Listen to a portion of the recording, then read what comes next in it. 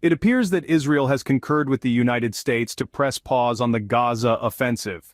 From reliable U.S. sources, it's been reported that Israel has decided to put their ground assault on Gaza on hold, buying Washington some time to move their missile defense systems into the region. In light of this, War Journal, on October 25, quoted U.S. officials stating that they had persuaded Israel to wait on their ground campaign in Gaza until the U.S. missile defense system could be situated in the region, an action likely to be completed by the end of this week. Complementing this, it's been reported that Israel has intentions of launching initiatives to provide humanitarian aid to Gaza and engage in diplomatic endeavors to rescue hostages under the custody of Hamas.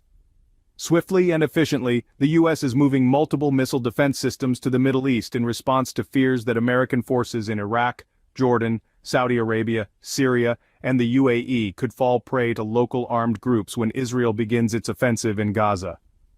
Earlier this week, reports surfaced that the U.S. had advised Israel to temporarily call off its Gaza offensive, communicating these deliberations with Qatar, a nation closely aligned with Hamas and instrumental in hostage rescue endeavors. Over the past weekend, the U.S. communicated the deployment of additional high-altitude air defense systems and multiple Patriot missile battalions to the Middle East in the final stage of the THAAD system. U.S. Defense Secretary Austin affirmed that these actions would amplify threat detection across a broader region, shelter U.S. forces, and back Israel's defense operations. The region has been a pressure cooker due to the Israel-Hamas conflict, underscored by recent rocket and drone attacks on U.S. bases in Iraq. It's worth noting that Australian troops and military aircraft were dispatched to the Middle East on October 25, in light of escalating concerns that the Israel-Hamas conflict may intensify. In this context, Richard Marles, Australia's defense minister, voiced that the move was intended to provide support to Australians living in the region, should the situation worsen.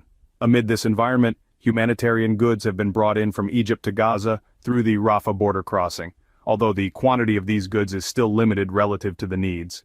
Presently, foreign nationals, inclusive of Australian citizens, are in the waiting line for permission to cross the Rafah border into Egypt. Against the backdrop of this ongoing conflict, Australian Foreign Minister Penny Wong underscored the importance of preserving civilian lives and advocated for a ceasefire to pave the way for the delivery of food, water, medicine, and essential supplies while concurrently opening safe routes for the people in the region. This echo was followed by the U.S. Department of Defense announcing the deployment of a squadron of F-16 fighter jets to the U.S. Central Command in the Middle East on October 24. This action seeks to reinforce the U.S. military's capabilities and self-protection against the growing potential for attacks in the region.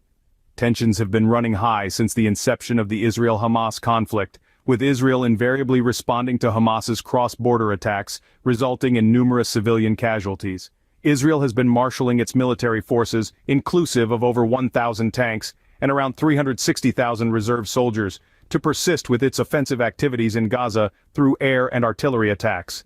The Israeli military has disclosed that over 400 targets affiliated with the Hamas movement in Gaza have been eliminated.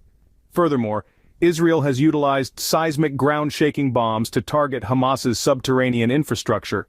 In light of these developments, it remains to be seen which of the four potential scenarios will unfold after Israel's mission to exterminate Hamas in Gaza. There's a possibility that Israel may make a move to regain control over Gaza, echoing the events between 1967 to 2005. A move of this magnitude would not be without its significant military and political hurdles, and could potentially escalate the situation, leading to a surge in conflict and abductions.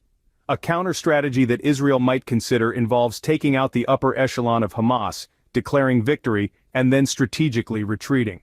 However, this victory may very well be ephemeral, as the vacuum left by the senior Hamas leadership could be filled by lower-ranking members or an entirely different group, such as the Islamic Jihad. Israel has another card to play, incentivizing Fatah, a prominent player in the West Bank, to take command over Gaza.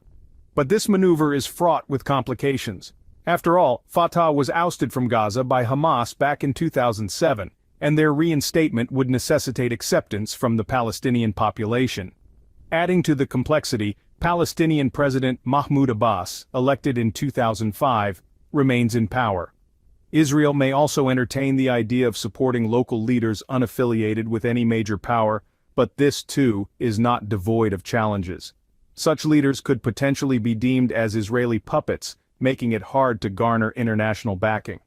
The chessboard is set, and every move has its consequences.